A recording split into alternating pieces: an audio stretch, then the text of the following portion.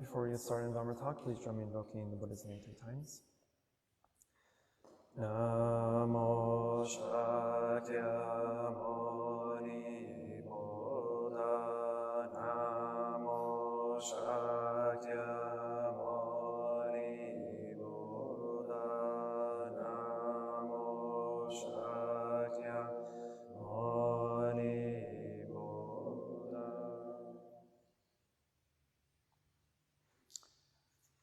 Good evening, everyone. A long time since we had a 6:30 class, but it is what it is.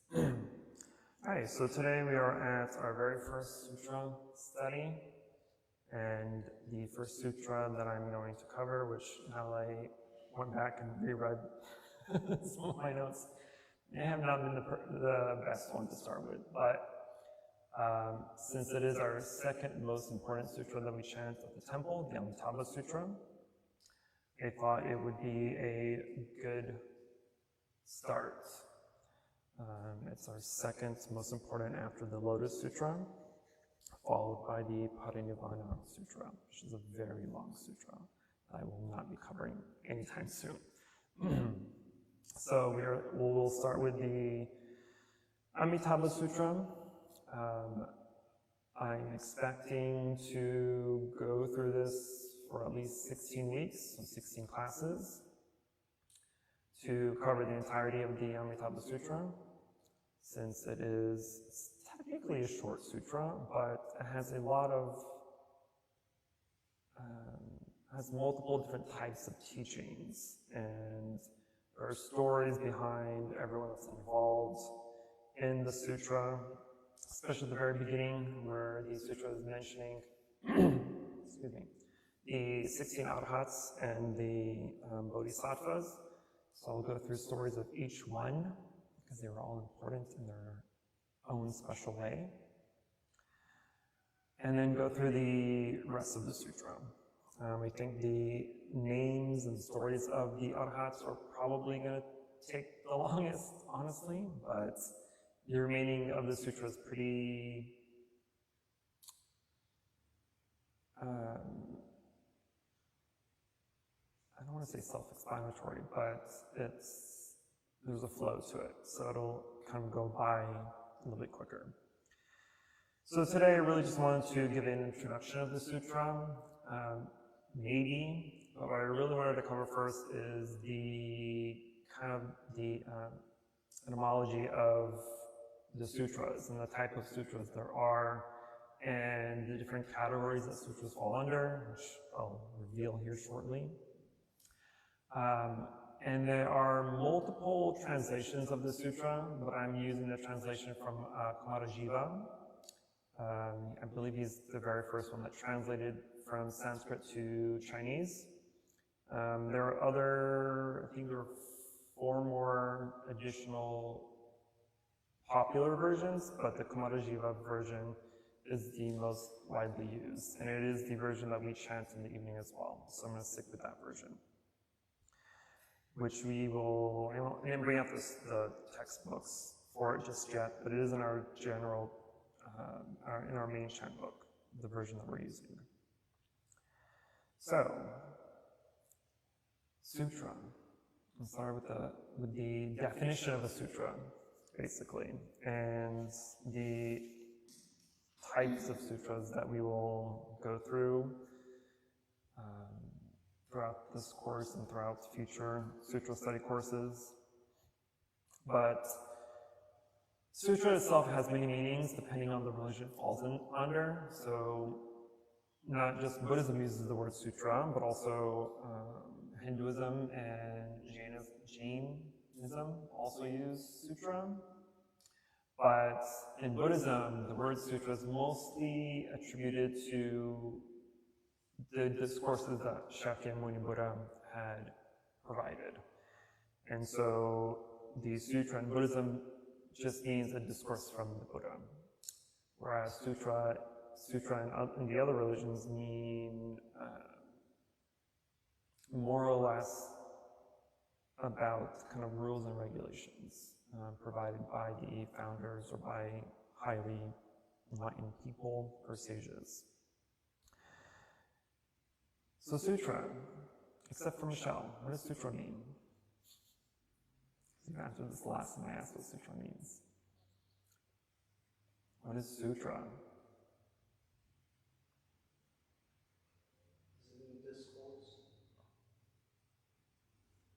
Technically, but what does it actually mean? All right, Michelle, go ahead. When you said that, it made my mind go blank. So sutra, at least for in Buddhism, means string or thread, right? It means to string things together. So in Buddhism, it means stringing together the Buddha Dharma, stringing together all the Buddha's discourses into a canonical text, scripture. But even the word sutra is the root word for suture, right? Suturing or threading together, right? So sutra, the word suture comes from sutra.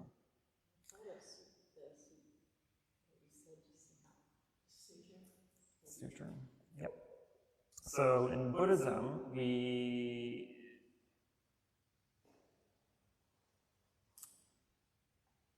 there's not like a kind of a Bible of some sorts, right? And so instead we have the Chipitaka, which literally means the 3 baskets. And the 3 baskets are the Sutra Pitaka, so all the discourses, I'm sorry, just a second. The first one is the Vinaya Pitaka, which are the rules and regulations for monastics, for monks and nuns. The second basket is the Sutra Pitaka, which is all the discourses of the Buddha. And the third is the Abhidharma Pitaka, which is, Abhidharma is the kind of the psychology and analysis and commentary of all the sutras. So, the Amitabha Sutra itself is one of the oldest Buddhist sutras, and I believe if we go back, if my memory serves me correct, the Amitabha Sutra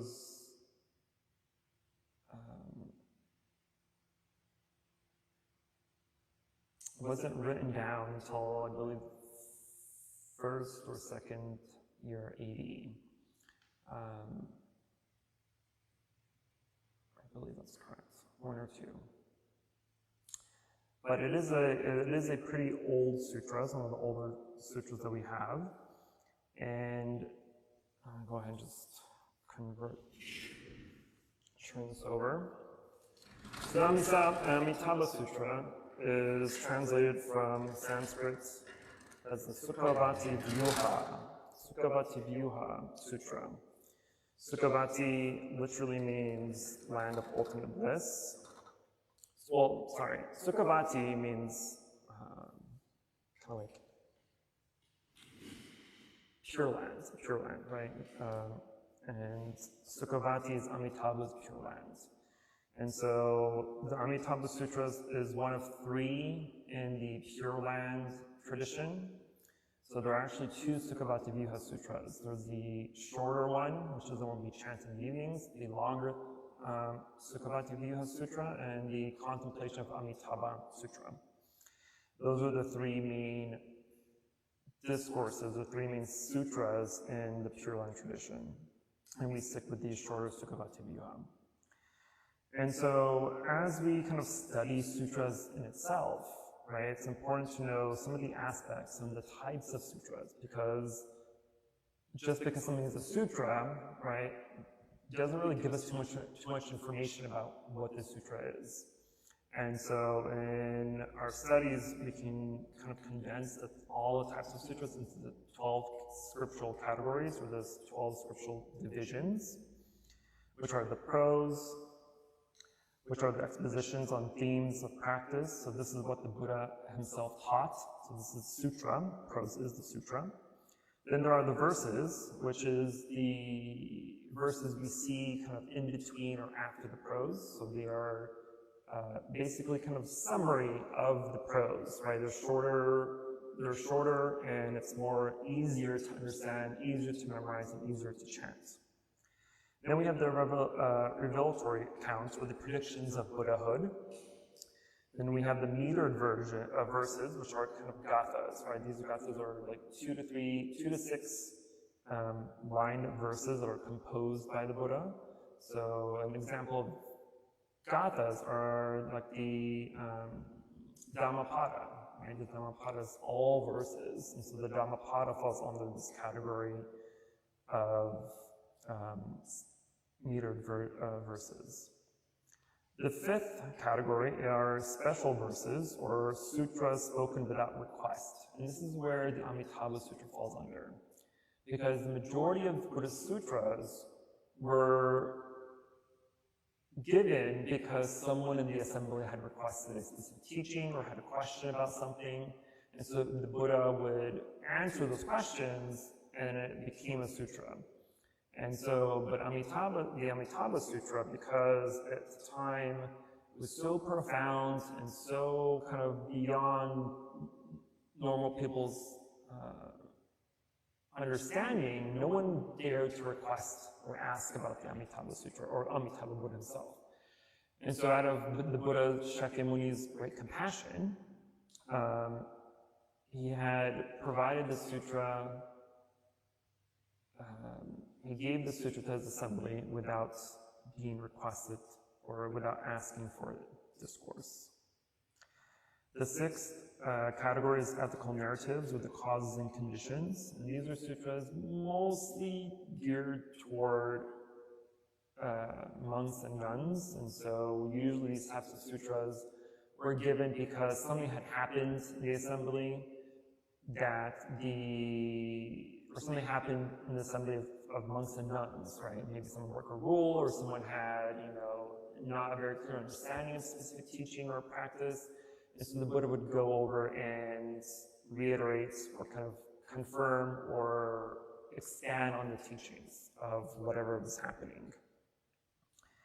The seventh are the analogies, or illustrative accounts. So these are kind of life stories of past Buddhas, life stories not past Buddhas, but life stories of pretty much anybody. So we can see, just think of like the Dhammapada, right? Each verse was a story of lives to why the verse was given.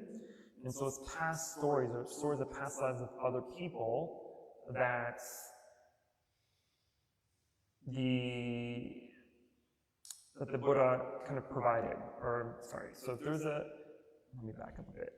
If there was a request for a specific teaching from the assembly, one of the monks or nuns, the Buddha would provide a discourse, and sometimes every once in a while he'll add, the past life accounts of what had happened to somebody else, right? And this would be included in this kind of category. The eighth is the ancient narratives, or the past events of Buddhas and his disciples. And so we see that a lot in the Lotus Sutra, for example, or maybe once in a while some of the chapters when the Buddha is providing predictions, for example, of some of the disciples. He would give past stories of those disciples as to what they had done in past lives, allowed them to be reborn in their current life, be reborn among a Buddha, and be a part of his assembly, and then the Buddha would go on from there. The ninth category are the past life accounts of the Buddha. So we know this by the Jataka tales. So the Jataka tales are the stories of the past lives of the Buddha. Number 10. At 10th, we have universal writings or epic presentations. And these are presentations of the vast and profound aspects of kind of higher topics. And this mostly involves Mahayana Sutras, specifically. And these are the sutras that are pretty expansive. So let's say like the Avatamsaka Sutra, the Flower Adornment Sutra, right? It is a huge sutra. It's very complicated, it's very complex. Another sutra would be like the Shurangama Sutra as well.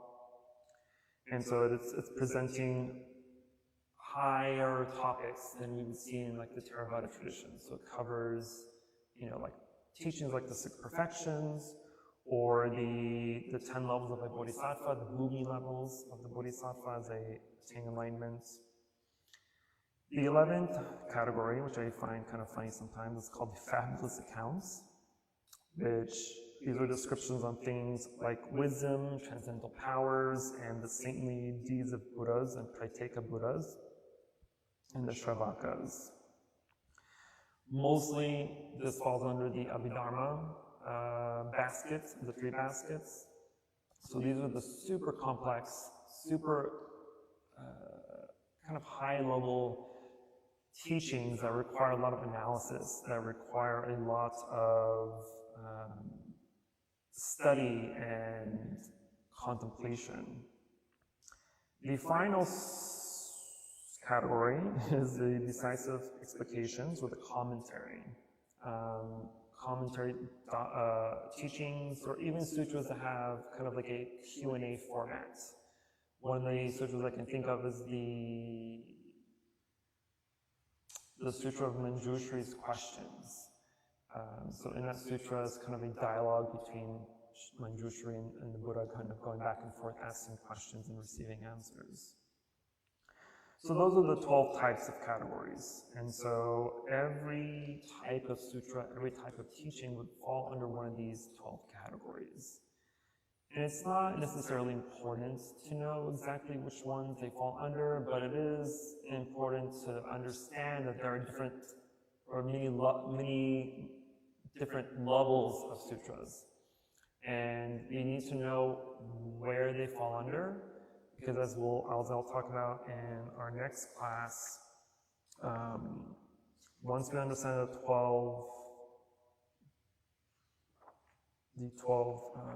divisions, the next class I'll go over the 7 classifications of sutra titles. And so even the titles of the sutras have some meaning. And knowing what the title means, what the title represents, helps us to categorize them in these 12 divisions. And from the 12 divisions, we can understand what type of teaching is included in that sutra. The other thing that I include on the board are the 5 kinds of beings that may speak sutras. And so nowadays, since we don't have a Buddha present in the world, most of these do not apply. And we're not in a place in life where we have beings that are able to provide sutras.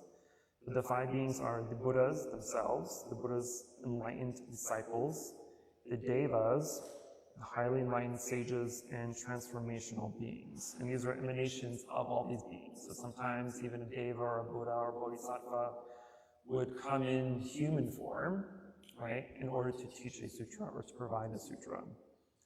But the last 4, so 2 through 5, any of these beings, or the type of beings, will always require the certification of the Buddha. So if a disciple, if a highly enlightened disciple has a teaching they want to provide, they would go to the Buddha and essentially give the Buddha a Dharma talk and ask the Buddha if this teaching is correct. Is it full? Is it correct? Is it not misleading in any way, that the full comprehension of the Dharma is attained in this teaching? And the Buddha would certify them, saying, yes, this is correct, this would become a sutra. Likewise, even nowadays, when people ordain as monastics, there are, we go through a similar process, right? So the first 5 years of anybody being a monastic, a fully ordained person, the first 5 years is heavily being taught the Dharma, right? So their entire 5 years is very specific on learning the Dharma, learning the different types of Dharma, learning different sutras, etc., etc. And after some time if they kind of pass the test, right? Their teacher would certify them to be a Dharma teacher, right? So the certification ensures that whomever is teaching the Dharma is teaching it wholeheartedly and correctly without any, what's the word I'm looking for? Without any incorrect information and whatnot. You know what I mean? Like, it has to be fully correct, fully applicable, I suppose. And if it's not, then you don't teach the Dharma. In a monastic's first 10 years are the most important years of a monastic's life. So the first 5 years is all about studying the, well, it depends, depending on the tradition. Usually the first 5 years is either mostly studying entirely of the Vinaya Pitaka, so the rules and regulations for monastics, right? There's an entire, I don't know how many volumes there are. There's like 18 volumes worth of information. And so there's that, right? And then, and or the Sutra Pitaka, which is understanding and learning and verifying the sutras that are taught or most important in that tradition. So for us, for example, anyone who, especially including myself, right, my first 5 years were all about learning the Lotus Sutra, the Amitabha Sutra, the Parinirvana Sutra, the Sutra of 48 verses, the Anapanasati Sutra, the Satipatthana Sutra, and there's like a whole list, right? And then the last 5 years, or even at the 10-year mark, then you go into the Abhidharma, the psychology, the analysis of the Dharma, which is the most difficult. And a lot of traditions don't really emphasize too much on the Abhidharma.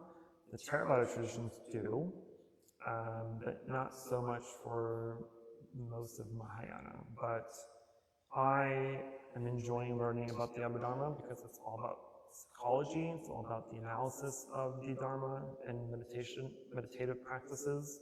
So to me, it's very interesting, it's very mind-blowing, mind-opening.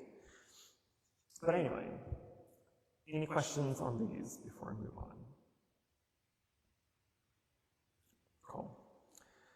So, the shorter Sukhavati Vyuha Sutra. This sutra is, you said no, and now you want to ask the question? Well, I have to figure out a way to phrase it. Okay. So, if those are the 5 beings that can give sutras, does that mean that no more sutras are being spoken? Correct. Okay. Correct. The only thing that we could do now is maybe write up a treatise, write some commentary, but we cannot provide something that says this is the new sutra. You no longer have any beings worthy enough to do such a thing. But the Sukhavati Vyuha, the shortest Sukhavati Vyuha of Amitabha, again, it's the 5th category of special verses, so it's a sutra spoken without request. But the text itself emphasizes faith, devotion, and mindfulness of Amitabha Buddha as a means of rebirth in the Pure Land, where beings can attain enlightenment free from suffering and obstacles of samsara. So we'll see a lot in the shorter version of the Sukhavati Vyuha, where the emphasis on reciting and believing in Amitabha and the Pure Land is most prevalent in the text. And kind of backtracking a bit as well is the Buddha at the time had already predicted that Buddhism would eventually die out, right? In the Dharma ending age. And we're unfortunately technically in the Dharma ending age currently. But it was predicted that the Shurangama Sutra, or the mantra of the Shurangama, which is the 5 divisions, it's the longest mantra in Buddhism. It's the mantras that we recite and chant in the morning, every morning. But this is the sutra or the mantras that are most feared by evil beings, right? And so the Shurangama Sutra will be the first to go during the Dharma ending age. And it is said that the Amitabha Sutra would be the very last to go.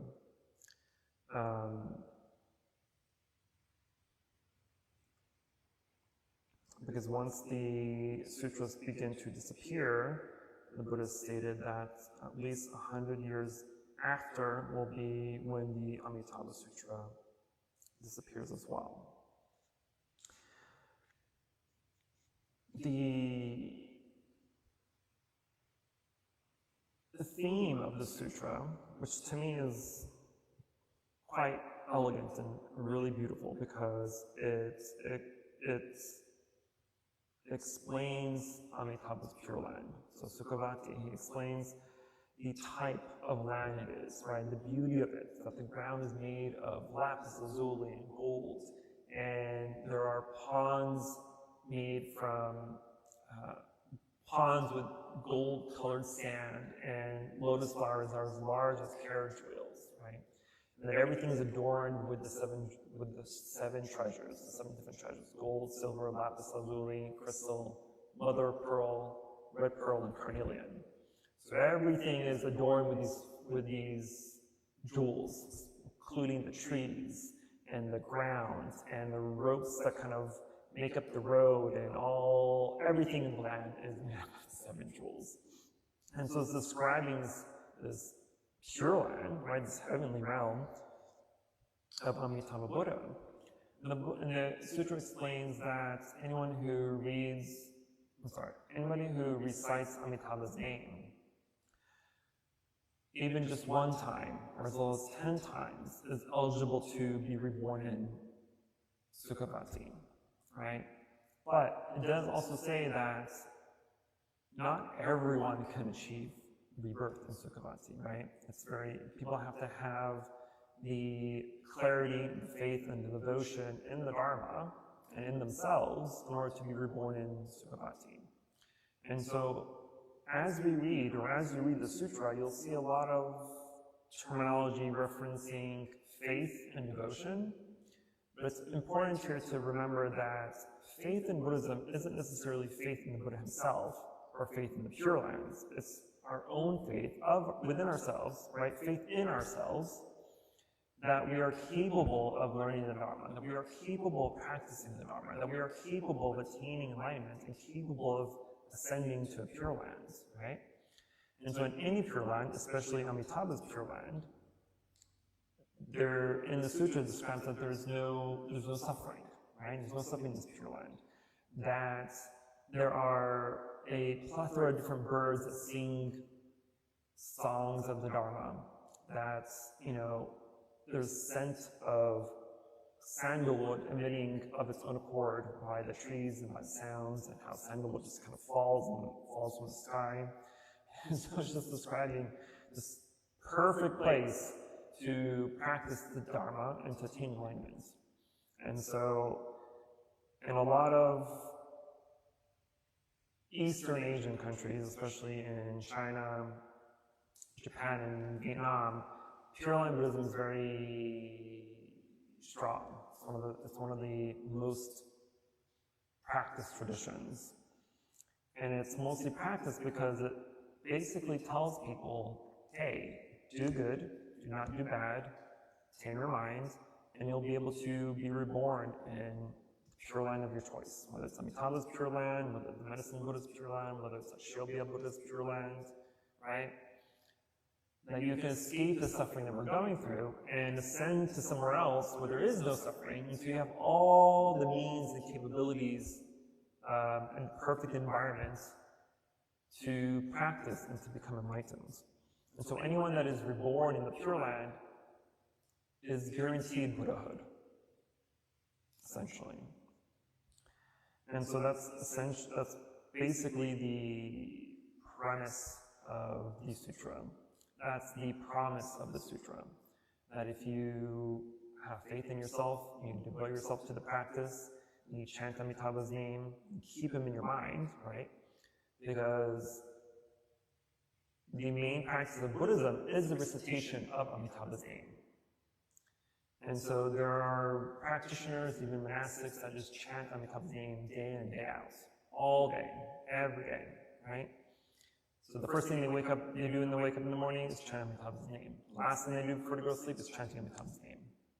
So the practice is called the mindfulness of the Buddha, or in Vietnamese it's Niệm Phật, literally mindfulness of the Buddha. And so it's the practice of reciting Amitabha's name.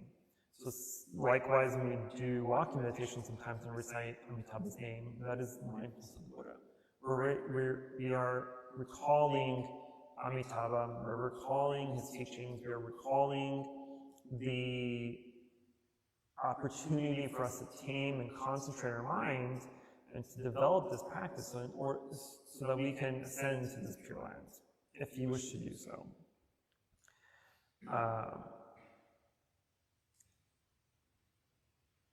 And it's in the sutras,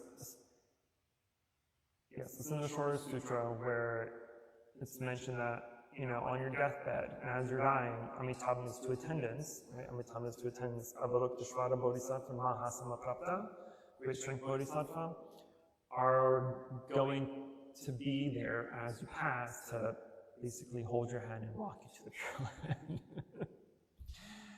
Now, whether you want to believe that Pure Land is some heavenly place out there or not, right, I have mixed feelings about it. Because we are in Shakyamuni's Pure Land. The Saha world is Shakyamuni's Pure Land. Now, we may think, oh, this is a really crappy Pure Land. This is a Pure Land. But a Pure Land is a Pure Land because it is in the word itself, pure. So an enlightened being sees the world as pure. They don't see the defilements of the world, right? Because an enlightened being is free of ideas, it's free of thoughts, it's free of perceptions. And so there's no comprehension of ugly and beautiful, big or small, nice or bad. Right? These concepts don't exist in the mind of an enlightened person. So they're able to see the beauty beyond the chaos of the world, right? So if you are enlightened in this life, or enlightened in this world, then you will also see the beauty behind all the chaos. Which, sometimes may seem like it's impossible because there's a lot of chaos in the world, but there is more beauty than there is chaos. We unfortunately are just fed all this chaos 24/7, and we're ignoring the facts that beauty exists, that goodness exists, that perfection somewhere exists. But that is our job to discover that. It's our job to see beyond these concepts, to see beyond the dualistic means of living our lives. Why did Shakyamuni have any attendants then? Because in Amitabha's Pure Land, he has two attendants that will take over. When he passes, the medicine Buddha has two attendants who will take over when he passes. Mm-hmm. So why didn't Shakyamuni, if this is his Pure Land? He has attendants. His two main attendants are Kashyapa and Shariputra. Those are his two attendants. Shakyamuni did not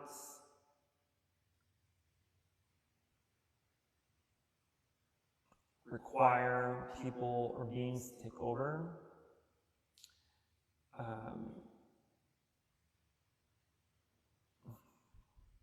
Hold on, this explanation is in a sutra. I'm trying to recall the explanation.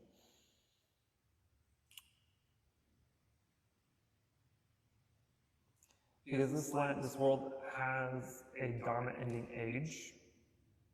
The Buddha knows that this world is impermanent, that this world will not last forever. It's not a true celestial Pure Land, so this world will end. And so knowing that the world was ending didn't necessarily leave behind any attendants, like Avalokiteshvara Mahasamaprapta, to kind of take over, if that makes sense. So instead, we as our practitioners and as monastics, we are the attendants that kept to continue to spread the Dharma, right? Because the Dharma nowadays is only spread because of monastics. If monastics did not exist, then Dharma would not be taught. Dharma would not be able to be understood correctly and fully, right? Because this is our job, this is our vocation. We are committed to learning the sutras. We're committed to knowing the meaning of the sutras. We're committed to knowing its explanation, the analysis, and all the commentary. Like, this is our job, to know and to spread. But if monastic didn't exist, then who's going to teach you? Who's going to continue on the lineage of Buddhism? So it's our job. So we, as practitioners, are the attendants of Shakyamuni Buddha, because we are the ones continuing on this legacy. We are the ones continuing on this lineage of the Buddha Dharma. Make sense? Yeah, but does that also mean that,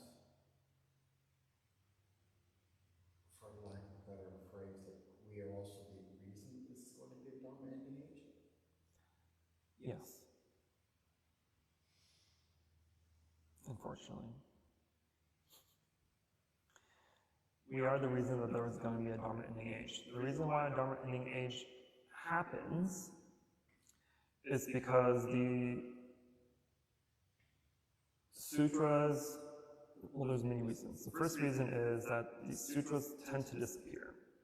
Look at all the historical sutras, all the sutras that were originally in Sanskrit. Most of them are lost now. We don't have those versions anymore. The only reason we know they existed is because there are Chinese translations of the sutras. And so the sutras will disappear. The next thing that's going to cause the Dharma ending age is the misunderstanding of the sutras. A lot of times, instead of trying to, especially when people who are not monastics or people who don't have the certification to teach the Dharma, they're teaching the Dharma according to their own understanding, according to their own bias, according to their own perception of the sutra, which may or may not be correct. And so if you're teaching incorrect information, and that teaching of incorrect information gets passed along, eventually down the line, the whole teaching is skewed. The teaching becomes irrelevant. It becomes void. There's no meaning to it anymore. The third cause is that people stop practicing the precepts. Because the precepts are the glue that keeps us from doing bad things, that keeps us from being immoral beings. And so the precepts are the foundations to our studies. It's the foundation to our practice. If you don't practice the precepts, then what kind of person do you become? Of course, you don't need the precepts to become a moral person, but it causes you to keep yourself accountable for your thoughts, speech, and actions. It makes you consider or reconsider what is going on in the mind, what is going on in the world, so that you can respond correctly versus responding by reaction. There are other reasons, but those are the three that I can remember. Yes? When did the Dharma ending age start? 1,000 years after the Buddha passed. What was his age called?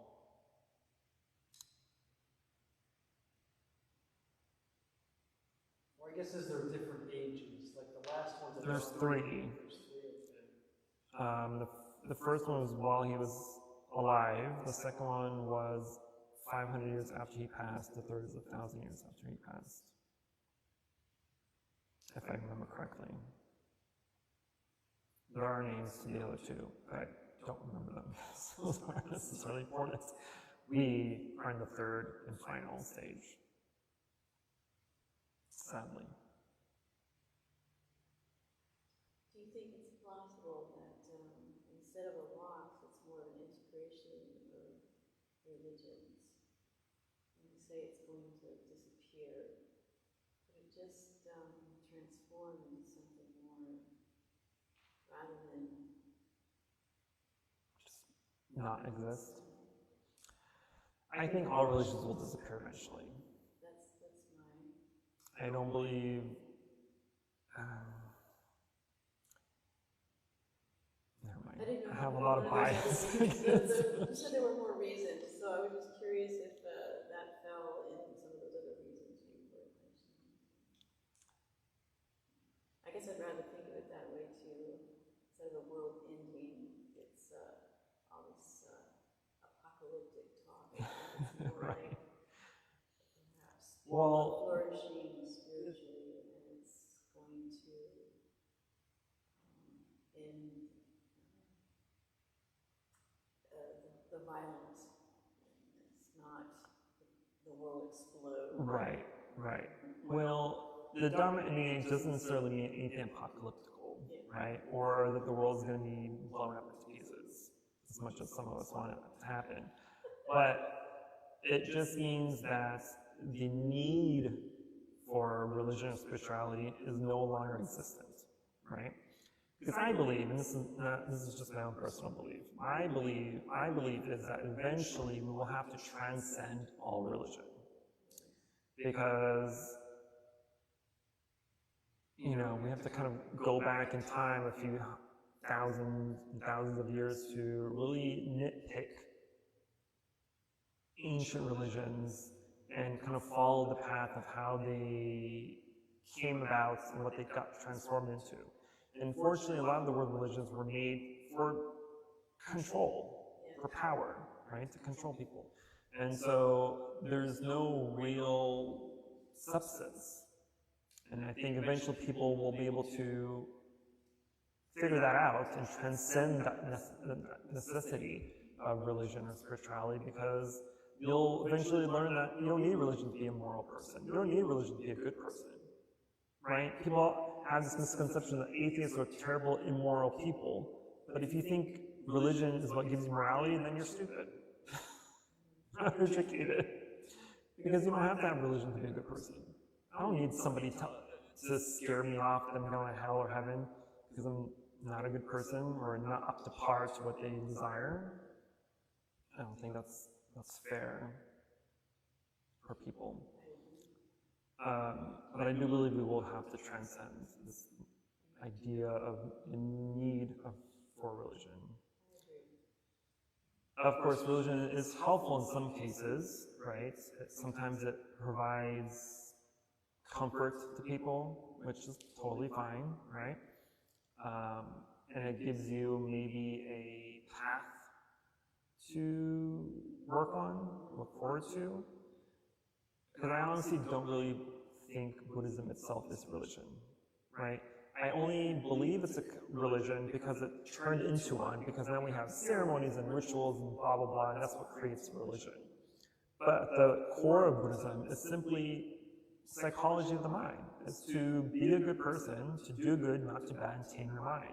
Be free of the poisons of the world, of ignorance, greed, and anger. To be free of the defilements that cause us to suffer. To be free from the reasons of why we're always angry or anxious or whatever other defilements that we have, right? It's to be able to recognize that we have those characteristics in the mind, and holding on to those characteristics isn't doing any good for us, right? If you're angry all the time, what good are you? You're bringing your own mood down. You're bringing the people around you mood down. There's no, what are you doing? Right? And so to know that you're angry, to recognize that there's anger, and to be able to be brave enough to dig deep into the root cause of that anger is the only thing that will free you from it. there's a saying that when people are close to enlightenment, they become very scared. They become so scared that they don't feel that they can go beyond that point, right? And especially when we're meditating, if you're truly meditating, if you're doing a lot of contemplation meditation, especially when you do the why meditation, right? When you're asking yourself, why am I jealous of somebody, right? And you dig deep and deep and deep and deep and deep, and you find that root cause. A lot of times we ignore, or we don't want to surpass a certain point because we don't want to admit to the truth, right? We essentially give ourselves a fake excuse, a fake reason of why we feel something, just so we don't have to tackle what the true issue is. But that's not helpful. Because if you go through a really good deep meditation and you don't come out of it crying, you're doing something wrong. Because meditation will bring up a lot of past traumas, a lot of past mistakes. It will force you to have to face those things, right? And most people don't want to face it. That's why they do stupid stuff in life to push away those feelings. So go drink, they do drugs, they have sex, they do this and do that, just to cover up the reason why they're suffering. Because they don't want to admit that they're suffering. They don't want to see what the cause of their suffering is. Because if they know what the cause is, now they're like, well, dang it, now I have to do something about it. And nobody wants to do that work. People are lazy. This is why we have very little enlightened people in the world. Because they're lazy. They don't want to put in effort. They don't want to put in the work to become enlightened. But it only takes a small spark of enlightenment to give you the courage to go on, to go beyond what is happening. It only requires one little spark. Just one. In my own experience, that's what caused me to become a monk. I had aha moments. It was a nice realization. I was like, okay, I need more of this. Because my normal life, I'm not ever going to be able to surpass my suffering. There's just no way. I have too much going on. I have too much things happening, too many people in my life, too many things to worry about, all these responsibilities. I don't have time. But now that I've tasted the Dharma rain, as it's mentioned in the sutras, I want more. I'm not satisfied yet. So I was like, okay, well, my mundane life is too atypical. Or I guess too typical. I have to do something about it. So I ordained. Here I am. I'm not fully enlightened yet, but I have had a lot of good moments, good realizations that have helped me surpass a good 80% of my suffering in life. Now, will I become fully enlightened in this lifetime? I don't know. Probably not. But enlightened enough that I know that I'm doing something correctly. Enlightened enough to know that in my past life, in my next life, I'll have a better life. Maybe I'll ordain at a younger age. If I don't become enlightened in that life, then I'll become a monk the next life after that, at an even younger age. And just do that over and over again until the final aha happens. Good questions. Any other questions? You said that when you make it to the Pure Land, enlightenment is guaranteed, correct? Mm-hmm. But you've also said that enlightenment is the one thing in this entire world that is not impermanent. It will happen. So what is the difference if you've told me before that, everyone here will become enlightened at some point in time, that is still a guarantee then. So what is the difference between the guarantee and the Pure Land? the amount of time that it'll take.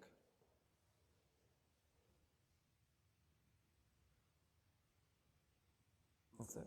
It's the amount of time. Because right now, as a lay person, you have too many things going on in your life where you can't devote enough time to study, practice, and meditate.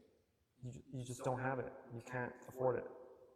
But in a Pure Land, you don't have any responsibilities. You don't have to go to work. You don't have to worry about your children or about your spouse. You're just there, meditating and practicing and listening to the Dharma by the Buddhas and the Bodhisattvas. And so you have a very conducive environment to become enlightened much quicker. This world is not conducive to your enlightenment. As a layperson, it's not conducive. You don't have the time. So it's the difference between trying to become enlightened in this life, or in this world, and becoming enlightened in the Pure Land.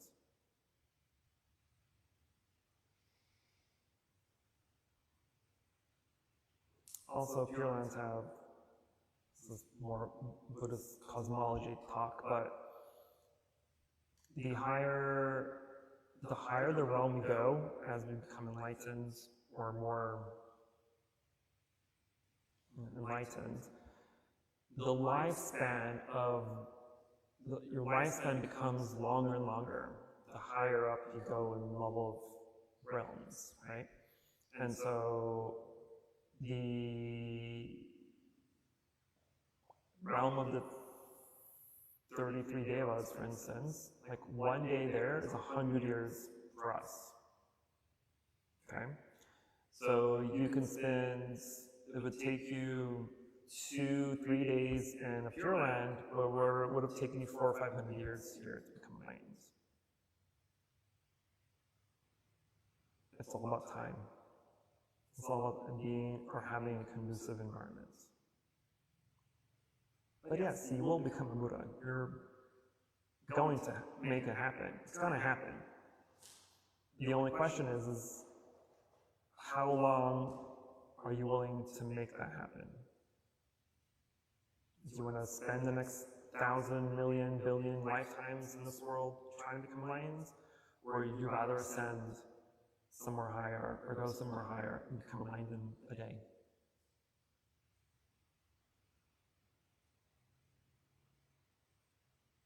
Again, hence why I became a monk. So I'm in a mostly conducive environment to practice. And I know there has been benefits. I have seen it, I have felt it, there's no comparison to anything else.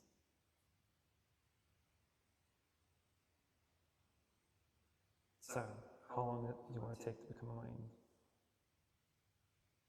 Or I should say, how quickly do you want to become enlightened? Is that rhetorical or an actual question? Both.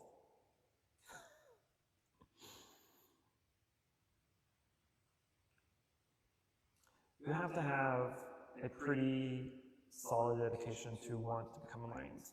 The simple fact of, yeah, I want to become enlightened isn't enough.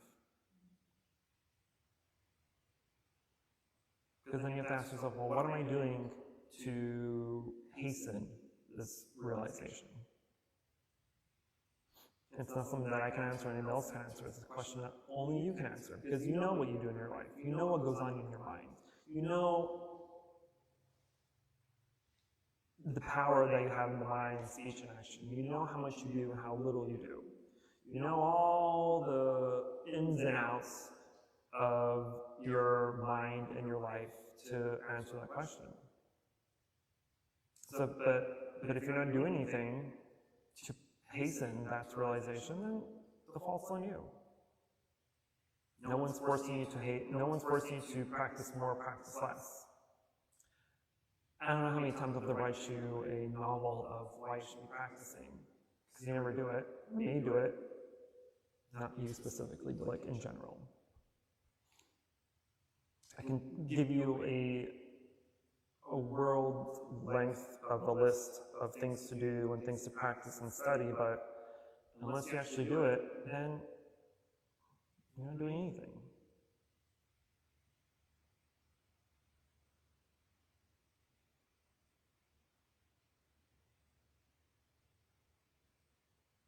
So now, even though that question was rhetorical, that was an actual question. How quickly do you want to become enlightened? Seems like all these sutras and precepts are helping you create an environment. You said it sounds like it's more conducive in Pure Land. So all these sutras and precepts are helping you create your own environment here to peace and that. Correct. Because the Buddha has told his disciples, you don't need to be reborn in another Buddha's Pure Land to become enlightened. You can create your own Pure Lands and become enlightened there. Right? And so in order to create your own Pure Land is to create a conducive environment that you already live in and make it worthy of practice. Make it worthy to follow the discipline by the precepts, to follow the sutras and the practices that the Buddha provided, all the teachings that we need to know and to learn and to do. You can create your own Pure Land right here and now. You don't have to go somewhere else to get it. You can do it right here. Again, this goes back to the question, how quickly do you want to get it? What are you doing? How much effort and dedication and diligence are you allowing yourself to have? Because I can guarantee you, if all you do is come to the temple once a week, once a month, meditate every so often, nothing's going to happen. Nothing's going to happen. You may have a small understanding here and there, you may have small aha moments here and there, but you're not going to have the spark that's going to provide you the courage to continue on more. That's why I'm always emphasizing diligence in our practice. You have to be diligent. You have to be able to discipline yourself. You have to be able to say, I want this, but in order to do this, I have to let go of all these other things that are in my way. All the things that are not conducive to your practice, you need to get rid of them. And those things are all the attachments, all the desires, all the things that we do in life that stop us from advancing. You have to be able to let them go. You're saying, oh no, I like my life enough, too much to give that up. Well, good luck then. Let's see how fast you become a Buddha. And ants is more likely to become a Buddha first than you are if you don't practice. Sometimes it's more part of the ego, not necessarily that I want that. Sometimes you what? But what did you say, sometimes what? The ego. I was more on fight with my ego rather than you say you're enjoying your life too much to, but for me it's more fight with the ego. Just the afternoons seem to be hell for me. I do great until the afternoon.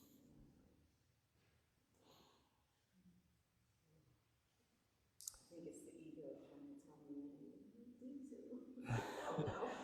The ego is definitely a problem, right? It's definitely a problem. And it's a fetter, right? It's the fetter of self or non-self. But the ego is something that we have created throughout our life, right?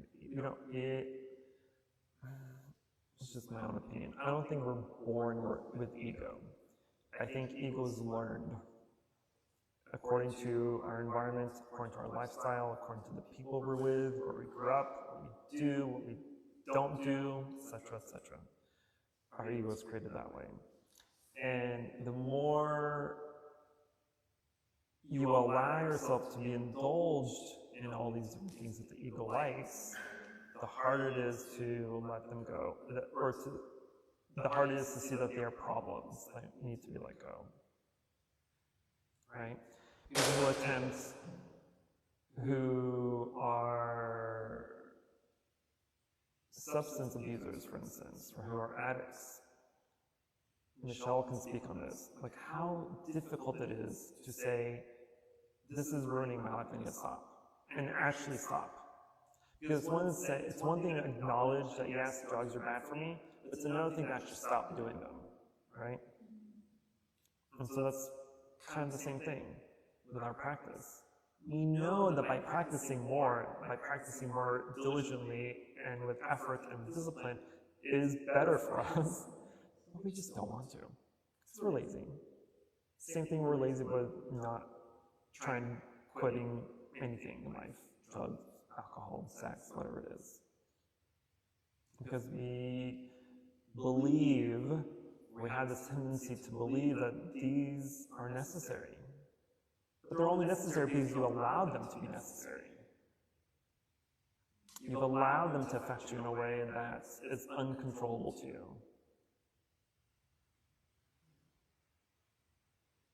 So it's about being stronger than the mind. Right? This is why we're not masters of our mind. The mind is the master of you. So our practice is to take control or take back control and be the masters of our mind. And the only way we can do that is by letting go of everything that is unwholesome, unworthy, etc., in our life. It's difficult. I'm not saying it's not. I'm not saying it's easy. It is difficult. But trust me, that once it is let go, there is so much freedom in the mind. There's like this giant weight lifted off of you.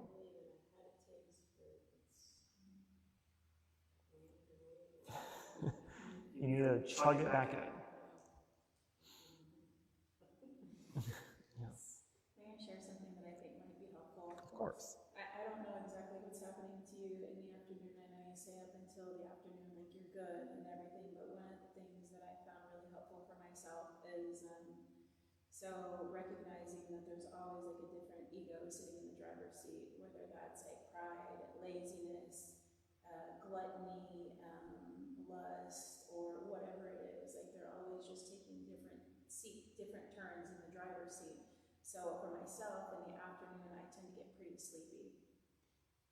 And so what I try to do is the opposite of what that ego is telling me to do. Like if it's like, don't practice, I practice. If it says don't chant, I chant. If it says don't study, I study. It's like learning to Override. Override, yes, that's a perfect word. And not allow that ego to take the same path that it's been taking forever and ever, and now I'm starting to veer off this way. I'm starting to tell it, this is where we're going to go. This, I'm in charge, you're not in charge. It's like, I hear you, but we're doing something else. You know, it's just, and not getting conned into what it tries to tell me, you know, because like, usually, like the divinity within me will first say, yeah, let's go meditate. And the second voice is always the ego. It's like, no, and then it gives me a rationalization as to why I shouldn't be doing this. Or, you've worked all day, you deserve to take a nap, type thing. But the first voice is always that inner being within me that's like, let's go do this. And so following that voice and doing the opposite of what the other voice says, and eventually I start to carve out like another road and I start going that direction, then it overrides this one. It's so much easier if every single day I keep going the other way and the other way and the other way. Because for the longest time, like I like carved like a really deep, deep ditch, and it's gonna take a while for me to crawl out of it. But you can, though. It just takes patience and perseverance and like letting go of this laziness and everything. It's a confused mind state. I turn the TV on and I can't do anything else. I don't know what, and I lost TV this week a couple days. And I pretty much feel like I'm addicted to TV. I can't think anymore that day. Like I'm done being spiritual too. Like it's like, Yeah. so it's, I decided to try some breath work next time I get confused, and maybe it'll. Well, it sounds to me like you have a lot of insight and you know exactly what the issue is. Just wish it wouldn't. If I wanted to be there, maybe I would be past this. It takes time. It takes efforts. Right? Nothing that we truly want in life is easy. especially enlightenment. It's definitely not easy. Me, when I first ordained and came in, it was my first year was so difficult. It was so hard. I wasn't used to getting up at 4 a.m. every day. I wasn't used to being able to sit that early to chant and then to sit for 2 hours to meditate. Like my body and my mind weren't used to it. So there are days where I'm like, I don't even want to do this anymore. Like, why am I even here? Right? Like I was trying to psych myself out. This is harder than I thought it would be, and to like go back to normal life. Then I kind of released some of that stupidity. I'm like, no. Like you're here for a reason. Something happened to you, and this is why you're here. And you need to continue on doing that.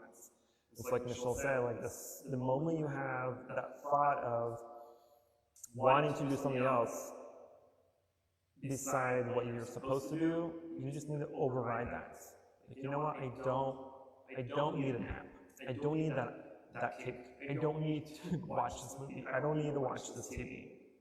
Because a lot of those things are done because we are bored. The reason we watch TV when we have nothing to do is because you are bored. And you are bored by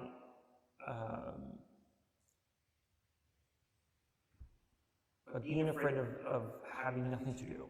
Being afraid of being by yourself, right? You have to have some sort of stimulus to keep the mind busy, but it really doesn't need it. But because we've grown up in a society where we have to do something, right? If you're bored of nothing to do, watch TV, call a friend, go to the bar, do this and do that. For what reason? There is no benefit in doing any of those things. No true benefit of doing any of those things.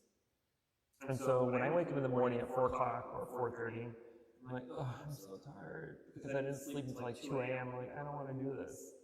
But then I have to force myself, right? It's like, what kind of monk am I going to be if I don't actually do monkly things? Right?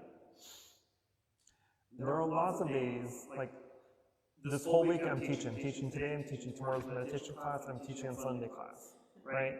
That's back to back to back. That's tiring. But you know what? I put myself in this situation. I did this to myself. But I know I am doing it because I want to be able to provide you some benefits. I'm not here for me. I'm here for me for a little bit, but I'm more here for you. Right? You're just getting the surplus of my wisdom, my realizations. You're getting the surplus. So instead of holding back and just keeping to myself, which won't be useful to anybody, I'm providing you this extraordinary, rare, auspicious occasion.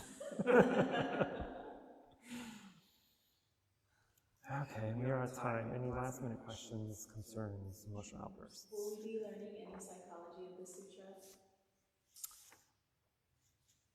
Any psychology of the sutra?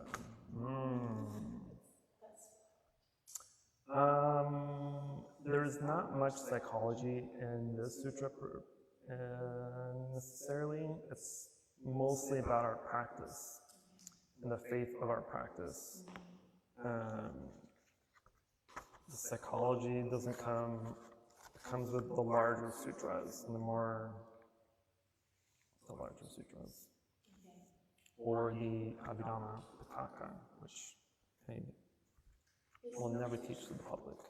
It's a compassion, but I saw the word compassion online in conjunction with Amitabha. I didn't look him up, but he's about compassion or something. Correct. He has compassion for all living beings. So before Amitabha became a Buddha, he made 48 vows, right?